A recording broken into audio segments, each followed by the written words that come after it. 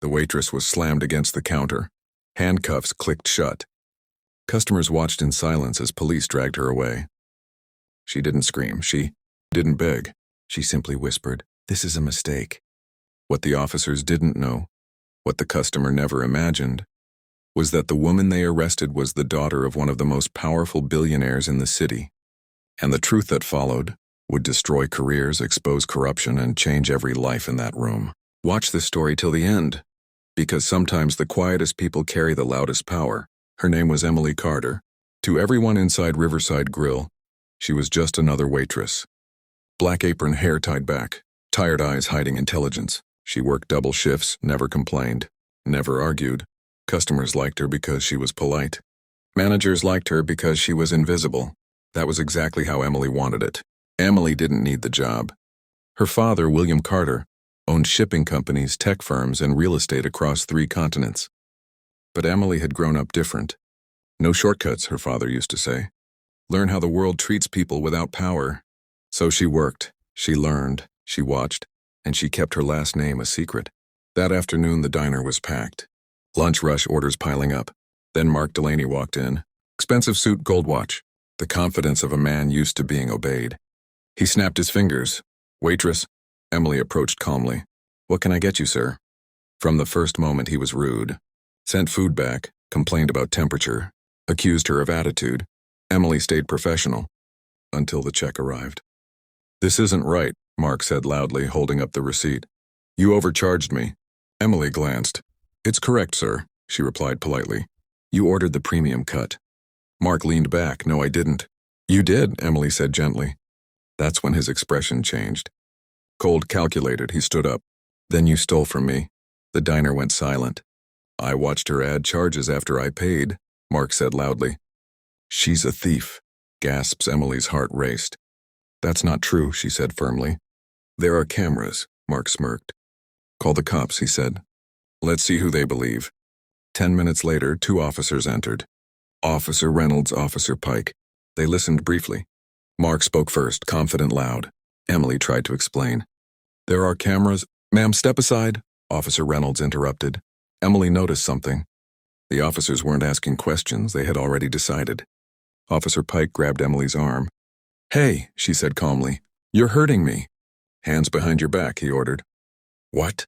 Emily gasped. "You haven't even checked—" The cuffs snapped shut. A murmur spread across the diner. Emily's face burned with humiliation. "This is a mistake," she said quietly. Mark smiled. As they escorted her toward the counter, Emily stumbled. Officer Pike shoved her forward. She hit the edge hard. Pain shot through her ribs. Someone gasped, but no one stopped it. Emily steadied herself. She didn't cry. She didn't shout.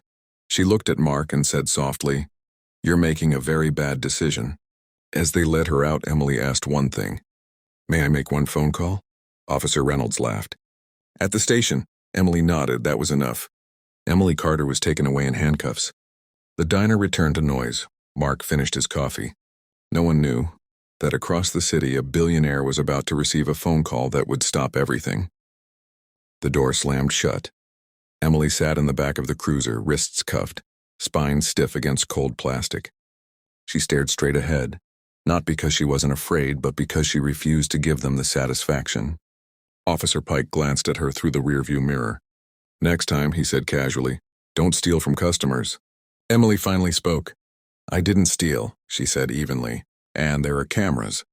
Pike scoffed. "Everyone says that." The station smelled of stale coffee and disinfectant. Emily was processed quickly, too quickly. No one asked for her statement. No one reviewed footage. No one called the restaurant. She was fingerprinted, photographed, humiliated. When an officer pushed her toward a holding bench, Emily winced, her ribs still aching from the shove. "You okay?" a female officer asked quietly. Emily met her eyes. "I will be," she said, "but this won't end the way they think." An hour passed, then another. Finally, Officer Reynolds approached. "You get one call," he said. Emily nodded. She dialed a number she hadn't used in years. It rang once, then, "Emily," a deep voice answered. Concerned, immediate. "Dad?" she said calmly. "I've been arrested." Silence. "Then, what?" William Carter didn't raise his voice. He didn't curse. That's what terrified people. "Where are you?" he asked. Emily gave the station name. "I didn't do anything wrong," she added. "There are cameras." William inhaled slowly. "Stay calm," he said. "I'm coming." The line went dead. Across the city, meetings were canceled. Jets were grounded. Phones rang, not because a billionaire was angry, but because his daughter had been touched. Meanwhile, Mark Delaney sat comfortably in his office. He bragged on the phone. "Taught a waitress a lesson today," he laughed. "Thought she could challenge me." He had no idea that his name had just entered a database it didn't belong in. At the station, the female officer, Officer Morales, reviewed the intake file. Something felt off. No evidence logged. No camera review requested. No formal statement recorded. She frowned. "Did anyone pull the footage?" she asked Reynolds. Reynolds shrugged. "Customer's a respected guy, didn't need to." Morales stared at him. "That's not procedure." Reynolds waved her off. "She's just a waitress." Morales didn't respond. But she logged into the system. 10 minutes later, Morales watched the footage.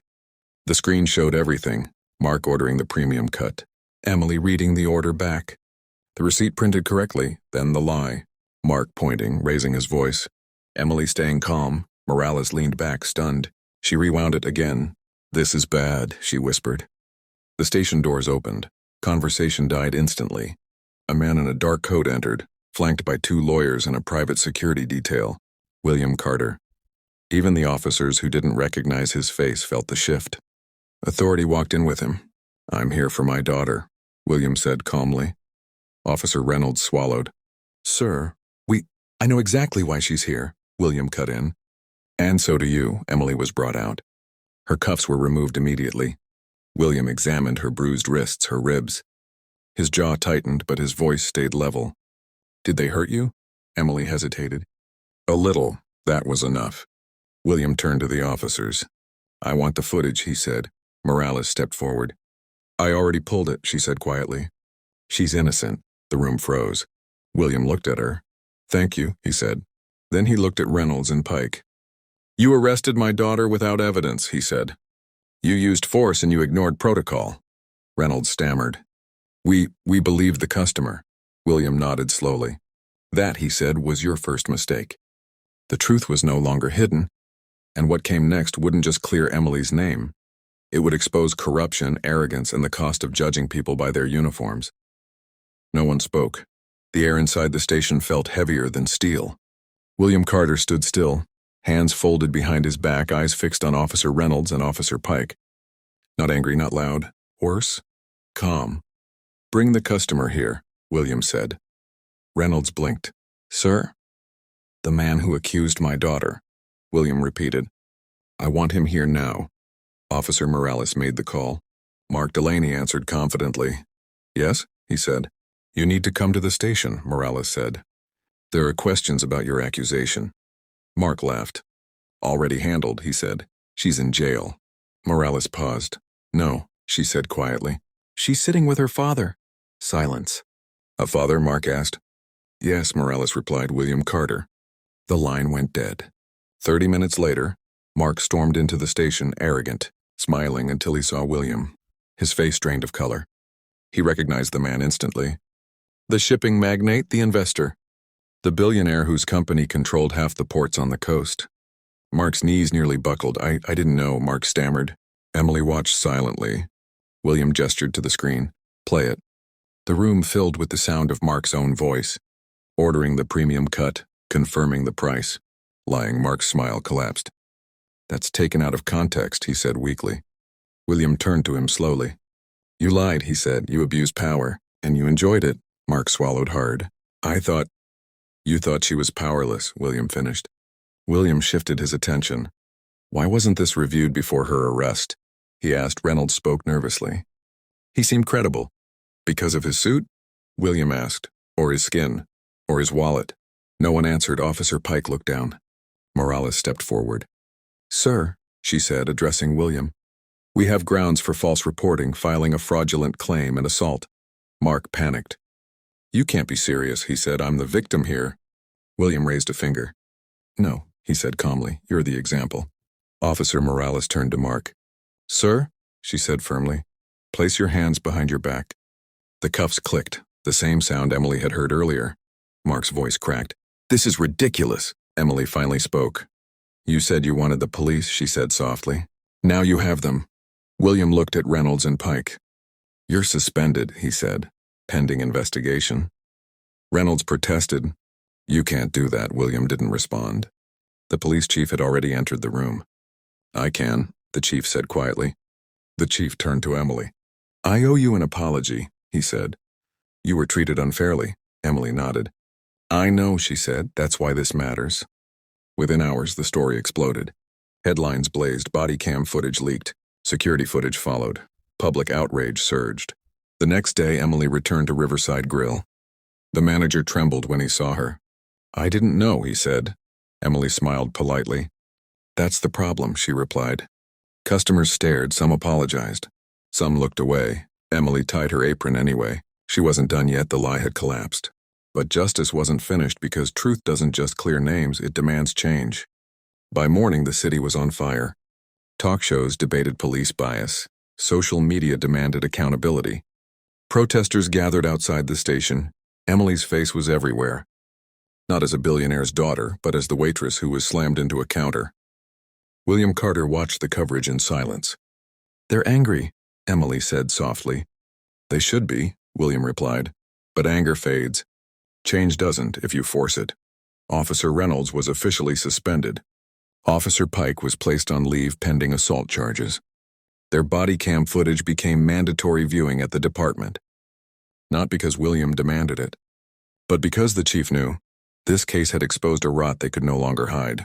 Mark Delaney was charged with false reporting, filing a fraudulent claim, abuse of emergency services. His company suspended him within hours. Investors vanished. Friends stopped answering calls. The man who once snapped his fingers at servers now sat alone in a holding cell. Power had abandoned him, just like he abandoned truth. William met Emily in his office that evening. "You don't need to go back there," he said gently.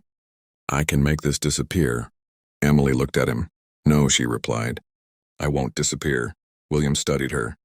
"You could run a foundation," he suggested. "Advocacy, reform." Emily shook her head. "Not yet," she said. "I need to finish something." Riverside Grill was packed. Media vans lined the street. When Emily walked in wearing her apron, the room froze. A customer stood. "I'm sorry," he said. "I didn't say anything that day." Others followed. "I should have spoken up. We failed you." Emily listened quietly. "I don't need apologies," she said. "I need people to remember." The manager pulled her aside. "If you want to quit," he said nervously. "I understand." Emily smiled. "I'm not quitting," she said. "I'm changing things." That afternoon, Emily made an announcement. She gathered the staff. "This place needs a policy," she said. "No customer accusations without evidence. Cameras reviewed immediately. No police calls without management verification." The manager hesitated. "That's not standard." Emily met his eyes. "It is now," he swallowed. "Okay." Word spread, other restaurants followed. Local business associations invited Emily to speak. She refused payment. "I'm not selling a story," she said. "I'm fixing a pattern." The police chief requested a meeting. "We're restructuring," he said. "Bias training, oversight, accountability." Emily nodded. "Good," she said. "But don't do this because of my name." The chief paused. "We're doing it because of your courage." William watched his daughter move through the chaos with grace. "You're stronger than I ever was," he admitted. Emily smiled faintly. "You gave me the choice," she said. "I made the stand." Days later, Emily saw Mark Delaney being escorted into court. He looked smaller. Broken, he saw her and looked away. Emily didn't smile. She didn't gloat. Justice didn't need witnesses anymore. The city had changed. Not because a billionaire demanded it, but because a waitress refused to stay silent. And the final chapter would prove that true power isn't inherited, it's earned. The courtroom was silent. Mark Delaney stood before the judge, shoulders slumped. The charges were read. False reporting, fraud, abuse of emergency services. His lawyer argued privilege status, reputation. The judge didn't flinch. "Power does not excuse lies," she said, "especially when those lies destroy lives." The gavel struck guilty. Officer Pike resigned. Officer Reynolds was dismissed. The department announced new oversight policies. Body cams mandatory, civilian review boards expanded. Immediate suspension for use of force without cause. The reforms were named quietly, the Carter Protocol. Emily hadn't asked for that. But she didn't refuse it either. Weeks later, Riverside Grill looked the same. Same tables, same menu. But something had changed. People listened. When Emily walked the floor, customers spoke respectfully. Managers checked cameras before accusations. Employees stood together. Emily wasn't a symbol. She was a standard. William watched from a corner booth one afternoon. Emily carried plates. Smiled at guests, moved with confidence. "You could be anywhere," he said later. "I am," she replied. William made one last offer. "Come run the foundation," he said. "Full control." Emily thought for a moment. "I will," she said, "but I'll start at the bottom." William smiled. "Of course you will." Emily launched a foundation focused on worker rights, false accusation protection, legal aid for service workers. She hired people who'd been ignored, believed stories no one else would hear. One evening, a new waitress dropped a tray. A customer started shouting. Emily stepped in calmly. "We'll fix it," she said. "No one's in trouble." The girl exhaled, relieved. Emily smiled. That was the point. She wasn't saved because she was rich. She was saved because truth was louder than lies. And when power finally listened to the powerless, the world changed.